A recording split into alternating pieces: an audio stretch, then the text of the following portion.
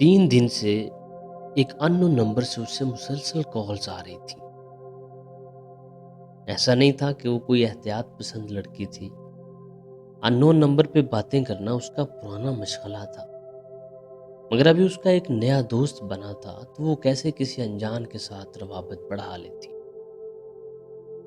मगर इस नंबर की पाबंदी से आती कॉल्स के साथ जब उसे एक खूबसूरत नज़म मैसेज में भेजी गई, तो उसे पढ़कर वो रह न सकी और जवाब में लिख डाला, बहुत आला, ज़बरदस्त। रिप्लाई आया, आला लोगों के लिए आला ही लफ्ज़ इस्तेमाल किए जाते हैं। वो खुशी से खिल उठी, इठला कर पूछा, दोस्ती की शर्त लगाई है किसी से या ऐसे ही नंबर मिला लिया? दोस्ती तो हो चुकी, उसके लिए शर्त ही नहीं, खुलूस की ज़रूरत होती है। अरे वाह! ऐसे कैसे दोस्ती हो गई? मैं तो आपको जानती भी नहीं। उसने अपनी तरफ से थोड़ा फासला रखने की कोशिश की, वरना अंदर से उसे बात करना अच्छा लग रहा था। अगर दोस्ती ना होती तो मेरी नज़म पे वाह के बजाय नंबर ब्लॉक होता। वो चुप रही। थोड़ी देर बाद एसएमएस आया, मेरा यही नंबर व्हाट्सएप पे है। वो फौरन व्हाट्सएप गई तो एक संजीदा मगर पुरकशिश लड़के की तस्वीर थी। उसे वो अच्छा लगा। मगर उसी वक्त उसके मौजूदा बॉयफ्रेंड की कॉल आने लगी।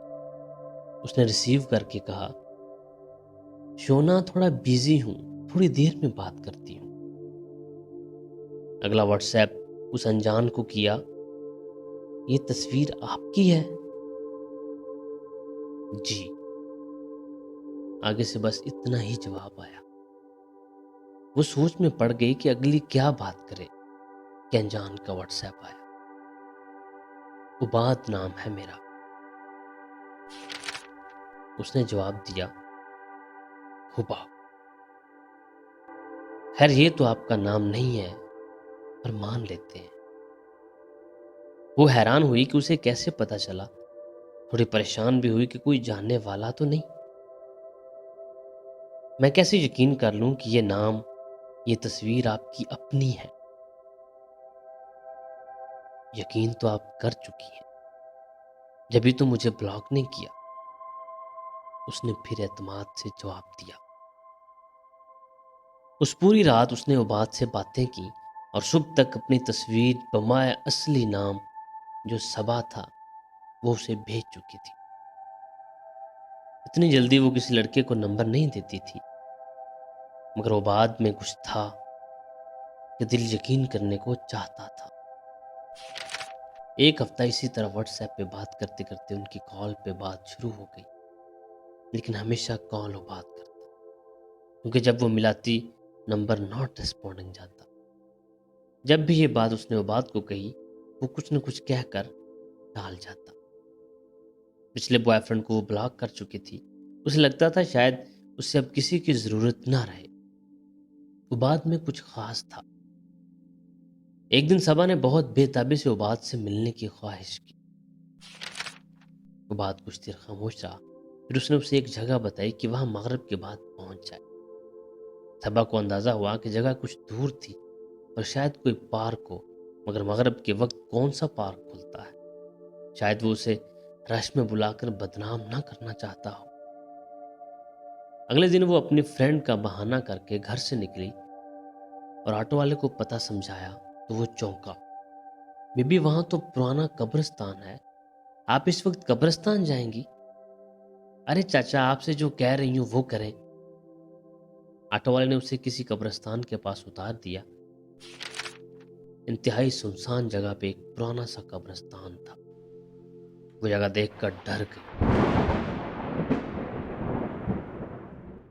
मगर उबाद से मिलने की लगन इतनी हावी थी कि उसने जल्दी से किराया दिया और आगे बढ़ गई।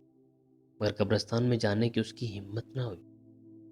कुछ देर उसने इंतजार किया कि शायद उबाद उसे खुद लेने आए, मगर उसकी कॉल आने लगी, कब्रिस्तान के अंदर आ जाओ। क्या पागल हो गए हो इस वक्त कब्रिस्तान में? प्लीज तुम हो कहाँ? यहाँ आओ, मुझे बहुत डर लग रहा है।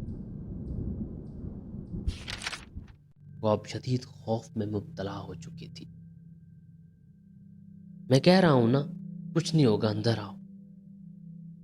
इस बार उसने थोड़ा रूप से कहा। वो उसकी नाराजगी के खौफ से अंदर की तरफ बढ़ी। उसकी टांगें कांप रही थीं और माथे पे पसीना आ चुका था। वो बाद उसे कॉल पे गाइड कर रहा था। वो लड़खड़ाते कदमों से उसकी हदायतें सुनकर जब एक कब्र के पास पहुंची तो बात की आवाज है, बस तुम पहुंच गई हो, यहीं रुक जाओ। मगर तुम कहाँ हो? वो बस रो देने को थी, उसने कपकपाती आवाज से पूछा।